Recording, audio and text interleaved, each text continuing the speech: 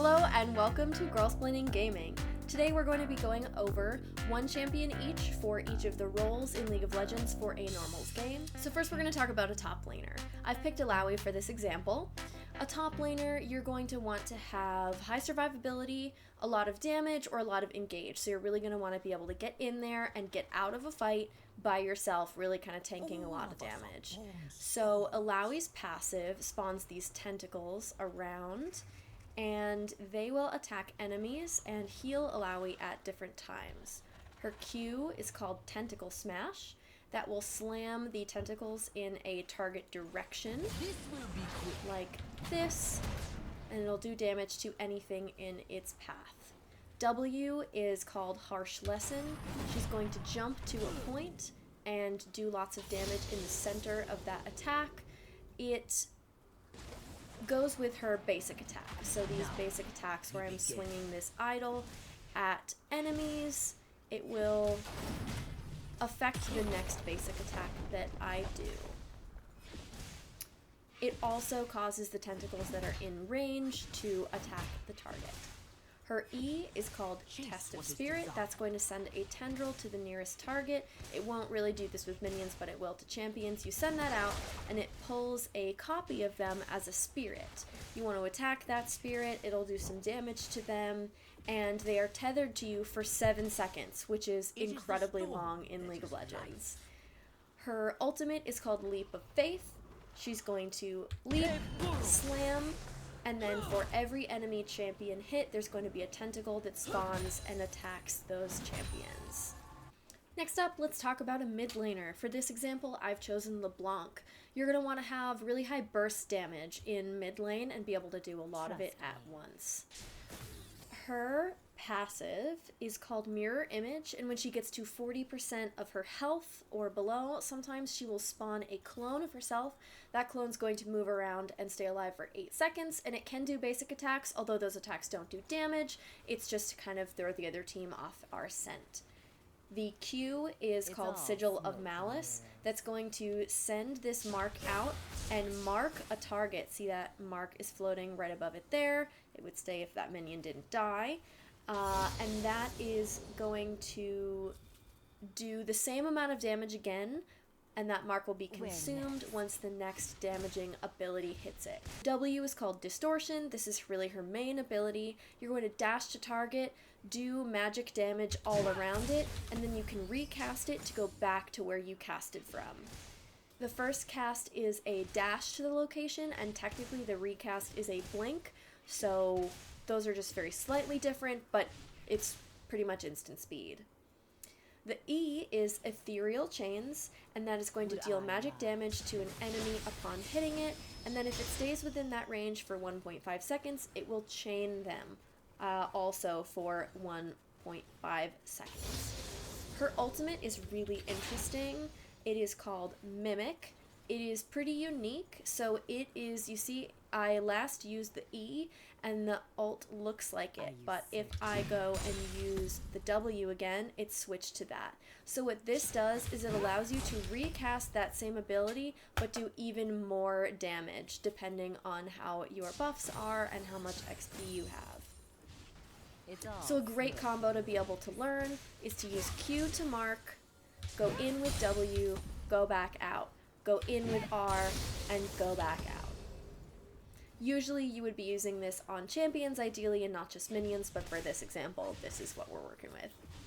Next, let's talk junglers. The jungle is the most unique lane out of all of them in League of Legends. It looks very different, and so does the playing style. For this, you're going to want a champion that can really clear those jungle camps and also ambush other lanes. I've picked Lillia for this, and you can also see down here that they've marked that you should be going over here for your first jungle camp to be cleared.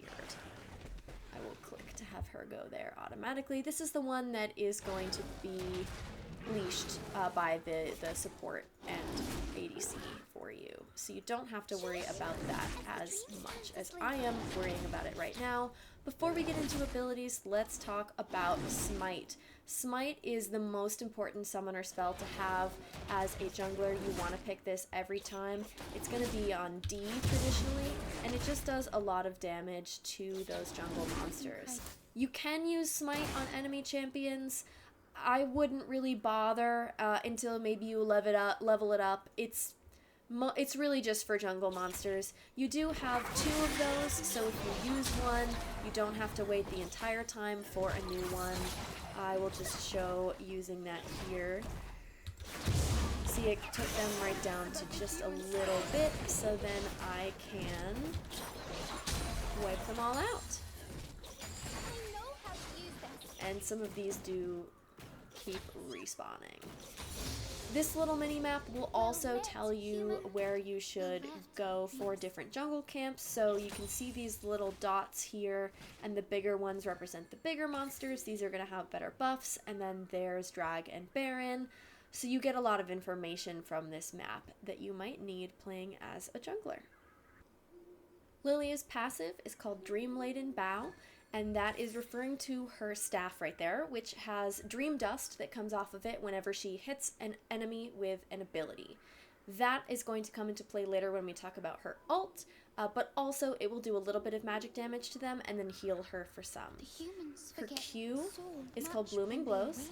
It has a passive, which means whenever she deals damage to an enemy with an ability, she's going to gain a stack from that. That stack will contribute to her move speed. So a lot of her mobility is based on hitting enemies with abilities. The Q is going to do a large circle of damage, and enemies that are on the outside of the circle are going to take more from that, which is important to remember. The W is called Watch Out! Eep! Which is one of the sounds she makes. And that, as you can see, is a little bit of a leap to the center of the point. You're going to do a lot more damage in the center of that point, unlike this, which does more damage on the outside. So kind of 2 converse abilities to supplement each other there. Her E ability is called Swirl Seed, and this one's really fun, especially if you're in an ARAM. So this will go indefinitely until it hits a piece of terrain or an enemy. It will slow them down when it hits them, and they also get hit with that same dream dust. It will also reveal them for 3 seconds. As I mentioned, the ult is pretty unique, so that is going to take the dream dust that has been applied to enemies by the abilities, and if they have that on them, you press R, they get drowsy, they get slowed down, and then they fall asleep, which freezes them. This is especially big in team fights, where you really just need to immobilize the other team for a while you or your allied champions go in on that enemy team. Next up is support. I'm really excited to be talking about Lux because she was one of the first champions that I ever played. So for support, you're going to be assisting your more vulnerable teammate and shielding them, providing buffs, while they get gold to be able to buy items that will make them more powerful. This may not sound super glamorous, but it is really rewarding, especially if you're playing with somebody that you know. Lux's passive is called Illumination. It means that when she casts an ability and hits an enemy, that enemy is going to be marked, and that mark will be consumed, dealing extra damage to them when she does a basic attack. So with this champion, it's really going to do a lot of good to both be moving around and basic attacking after you cast an ability. Her Q is called Light Binding. This is going to shoot light that will hit and root the first 2 targets that it hits, and they will be stuck in place for a little bit.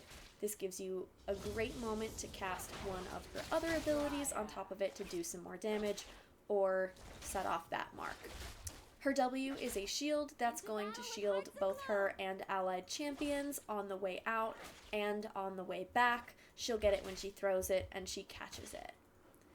Her E is this ball of light called Lucent Singularity.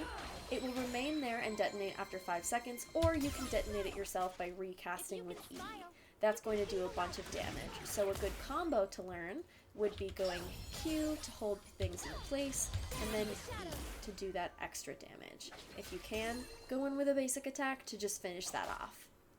Her ultimate is called Final Spark. This is just a big laser in a straight line pretty easy, and it will reveal enemies and do magic damage to them. This is one of the ultimates that has a pretty short cooldown of, looked like it was 51 seconds at this point, but that will depend on the items that you have. So you'll see a lot of Lux ultimates in any games where she is in there. I really like her as a support because I feel like I'm both able to help my allied champions by shielding them, but also to do some damage myself.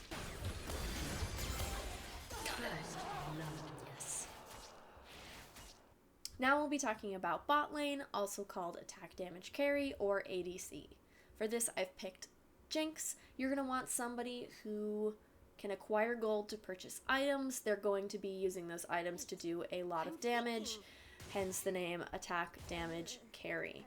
So a lot of these will be built differently, but there are some common themes, so this will be along the attack speed builds. You're going to want to really build up your attack speed and also buff your attack damage so that you can do the most just by basic attacking and use your abilities as a supplementary measure. Her passive is that whenever she earns a takedown that she has done damage to within the last 3 seconds, she will gain a lot of move speed and some attack speed. So that is her main point of mobility after she has killed something. Her Q is a little different than some. Instead of just it being a cast, it actually switches the gun that you're using. So with this gun, the main one, that's going to be called Pow Pow, and this is a basic attack. It generates stacks which grant attack speed. Then when you switch to Fishbones with Q, it's this, I think it's cute. Sometimes it's a shark. I have a skin on, so it's a heart. And you can see that my mana is going down every time. This takes away a little bit of your attack speed, but it does bonus damage, and it also gains a little bit of range. This does use mana every time, so you want to be careful that you're not running out when you're not paying attention to it. Her W is called Zap.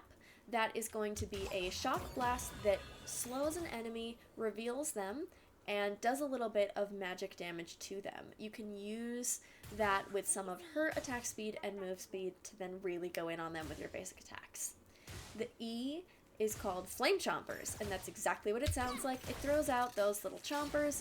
They're going to root the first enemy that they catch, and then after 5 seconds they're going to explode, dealing magic damage to everything around them. The ultimate is pretty fun. This is called Super Mega Death Rocket. You can charge it up from farther away and it will do more damage, but basically it just does a whole ton of damage to the first thing it touches. That is something that you can target at a specific champion, but it will hit the first thing that's in its way.